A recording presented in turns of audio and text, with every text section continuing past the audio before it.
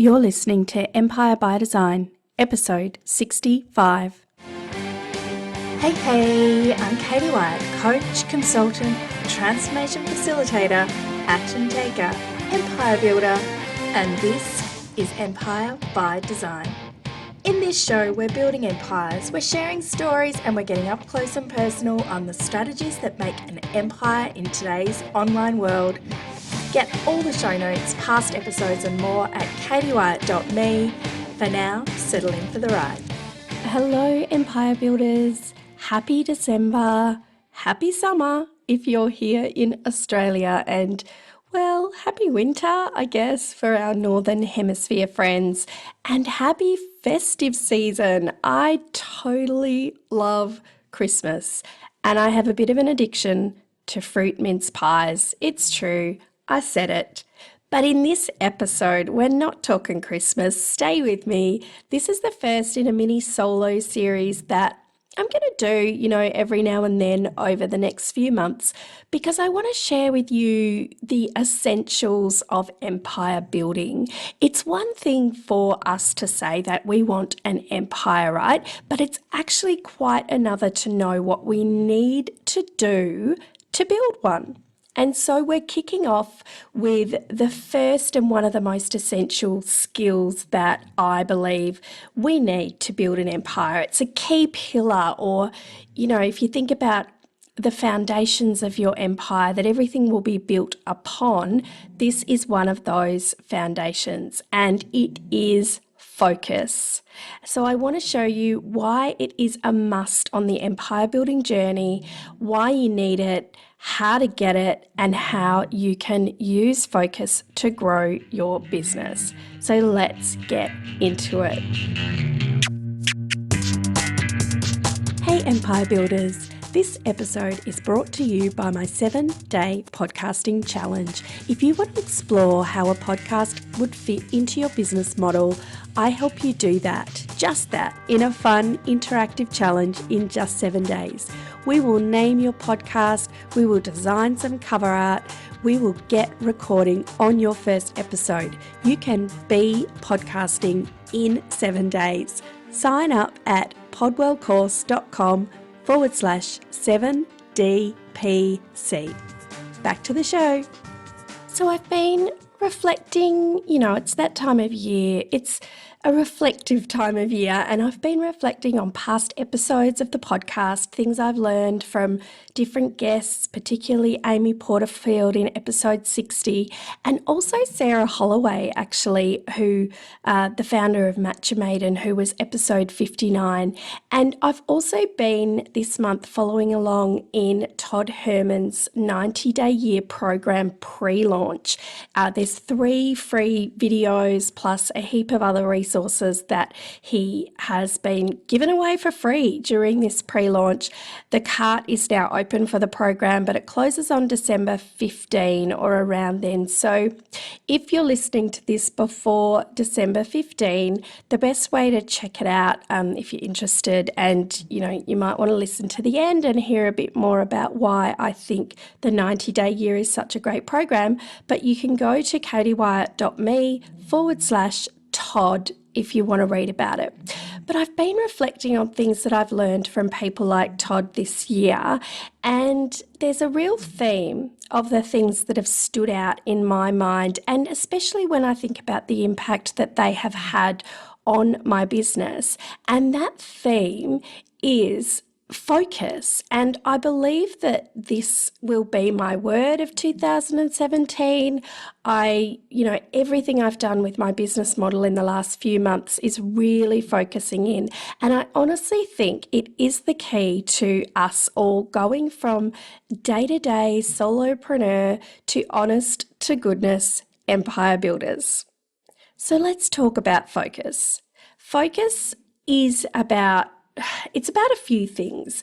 It's about being brave and deciding what you're focusing on, but also what you're excluding, what you're saying no to. There is so much evidence to convince us that multitasking is impossible to do well, if at all.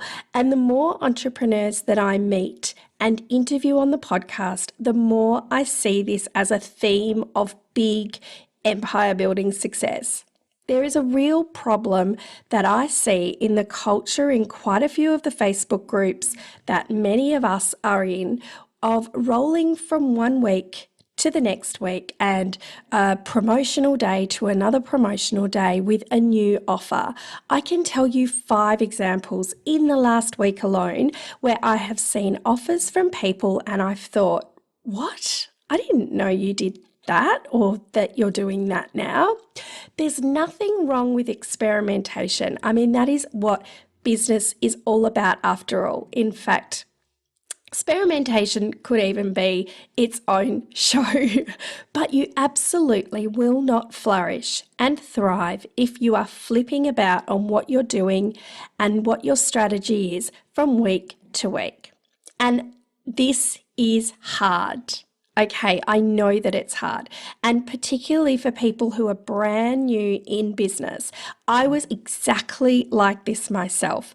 I tried out a number of different offers and products before I decided where my focus was going to be. This is about 18 months ago. I was selling coaching to product-based businesses. I was selling podcasting, for people that wanted to start a podcast. I was selling e-course coaching and e-course design. And I think a lot of that is part of the journey, okay? In the early days of working out what skills that you have and what the market wants, where those two things meet, this is going to be an essential part of that journey.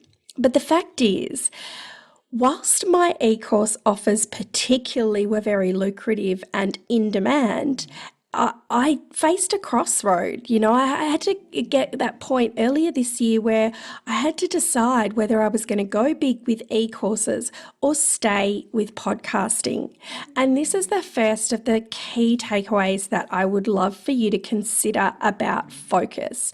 Working out what you're saying yes to and why, and then also working out what you're saying no to and why. And this is something Amy actually said in a podcast episode, and it rings in my ears. It's rung in my ears all year, that if I shifted focus from podcasting, because by that stage I had my podcasting course, it had done relatively well on its first launch.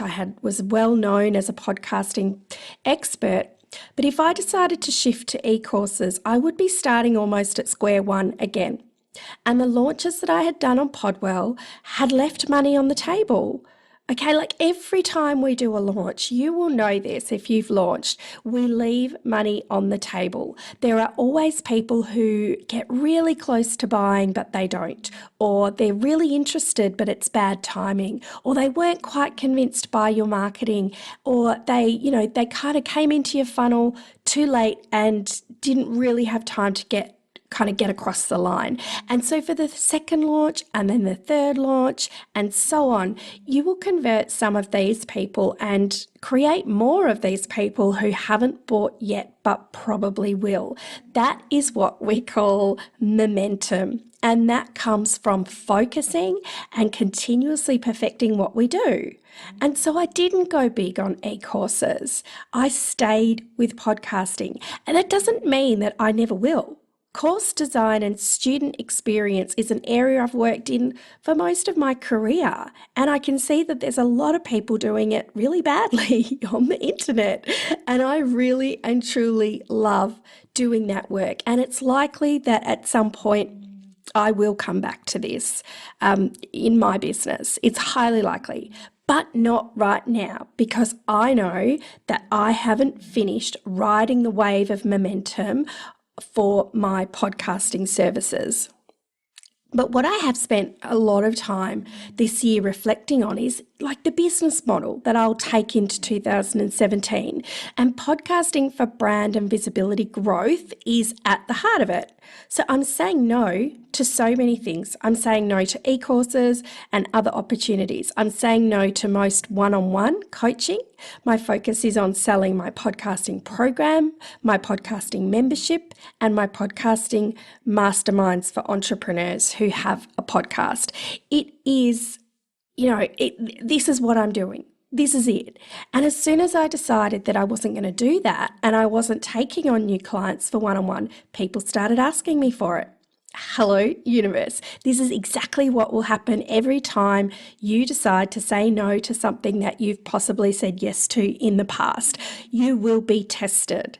And it's almost been a relief for me because in the last few weeks, because we're getting so close to the end of the year, I've realized that every available business hour that I have in 2016 is full. It's scheduled.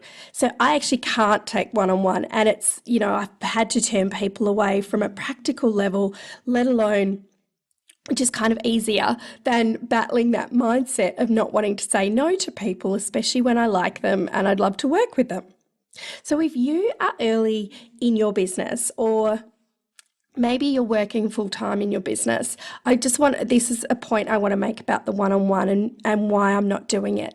If you're an early stage entrepreneur or you're working full-time in your business and you need cash flow, stopping one-on-one is probably going to be a silly strategy. One-on-one is the easiest thing of all to sell and deliver, and it gives us all the confidence and insight and networks that we need to market bigger things like programs. Programs are slow burners. They take launch after launch or more and more marketing and list growth and strategy and funnels to really get the full bang for your investment buck. So programs are not a quick buck, I don't believe. And that was me 18 months ago. I was doing one-on-one and that's how I knew exactly what I needed to put in my course.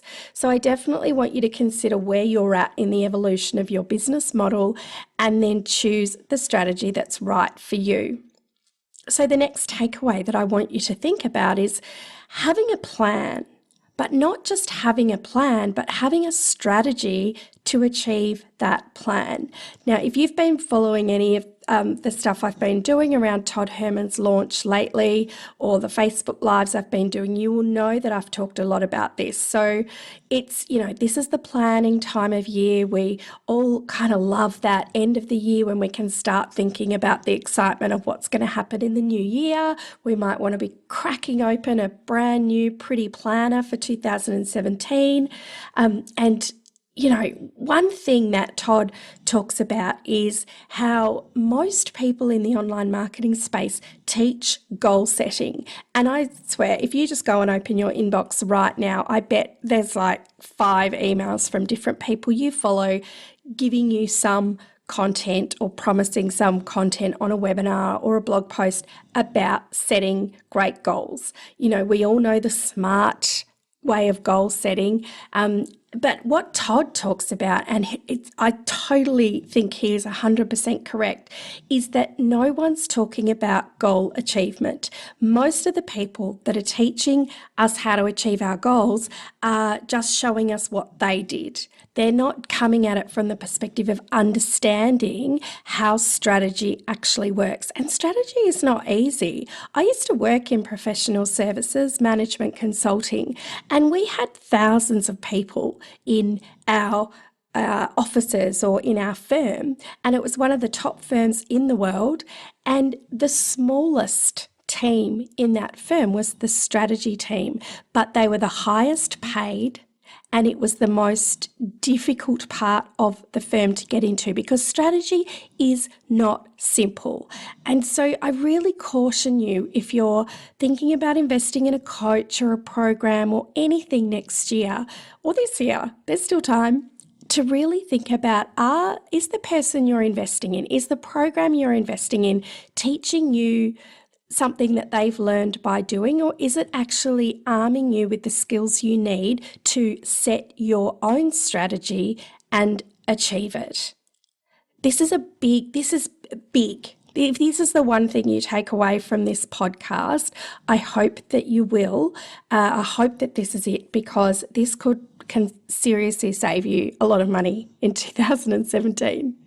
So the next takeaway that I want you to think about is avoiding the context switching. And context switching, I don't know if this is Todd's made up words or it comes from somewhere else, but it's pretty much multitasking. So in his first 90-day launch video, and this is totally free, you can go and get it at bit.ly/90 DYVID1KW. That was supposed to be a simple link, but that doesn't sound so simple. I'm going to pop it right at the top of the show notes. So just tap, if you're on iTunes on your phone, just tap on my cover art and you will see the show notes. But in it, Todd explains the science behind why multitasking not only doesn't work, but actually makes you less effective. So context switching is another way of saying multitasking. So it's when, you start one thing you're going to do, develop slides for your webinar, and then an email comes through or you get a Facebook notification, then you go into Facebook because you wanted to see what somebody said because that's going to help you with your webinar, and then you realise an hour's passed and you've forgotten what you came to Facebook for. Our brains hate this. We actually can't move our brains around like that and expect us to gain traction and get anything done. So what I would encourage you to do, this is how I manage my own I love bright, shiny objects. I struggle with the whole context switching thing, but the best way that I have found to get around it is this. And so you might want to think about if this way could work for you, or if you could take bits of what I'm talking about and tweak it for yourself. But basically, I break my tasks down or my projects down into tasks, so things that need to get done. And I try to get down to quite a level of detail, like to the point where I can actually put a time allocation against a task because I know how long it's going to take me.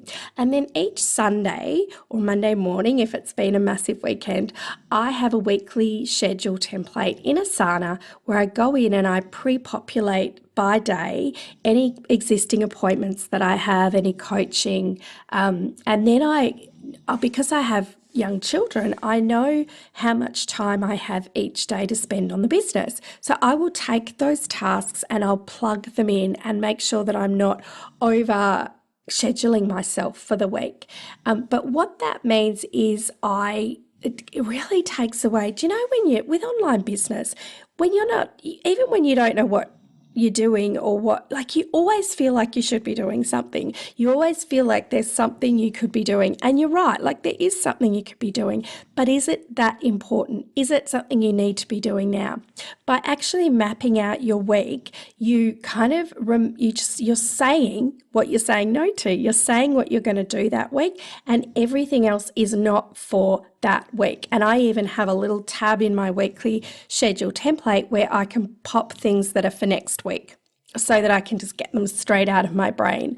And then when I sit down on a Monday and I look at the task ahead, I make sure that I close my email, I close my Facebook, I close all the things that are likely to distract me, and then I set a timer, usually no more than half an hour, because I think that's kind of enough to really keep yourself focused on one task, and then I get the work done. I hope that these few takeaways, these few points have helped you to identify where you might be losing your focus in business or can get better at focusing in on what you do. But before I go, I wanted to mention the 90-Day Year program, and I am a super proud affiliate of the 90-Day Year. It is a program based in science, the science behind high performance, and it gives you all of the skills and tools that you need to master your mindset, define your strategy, and execute like a champion. So this time last year, I did the program and I used the framework to define the first 90 days of my 2016. Well, actually, it was slightly less because I had babies in the first 90 days of 2016. And really what I was focusing on was a big launch of Podwell. I was able to map out my launch strategy to the hour and the day and know that I was focusing on revenue generating activities. I worked less, but I made more, and I was completely focused on my big goal for the quarter. And it was so easy to say no to things because I absolutely knew crystal clear what I was saying yes to, and things have never felt so in flow in my business. And I do invite you to check out Todd and the 90-Day Year program if this kind of strategic confidence and productivity interests you. If this is what you've been needing for 2017, head to katiewyatt.me/Todd and you can read all about it.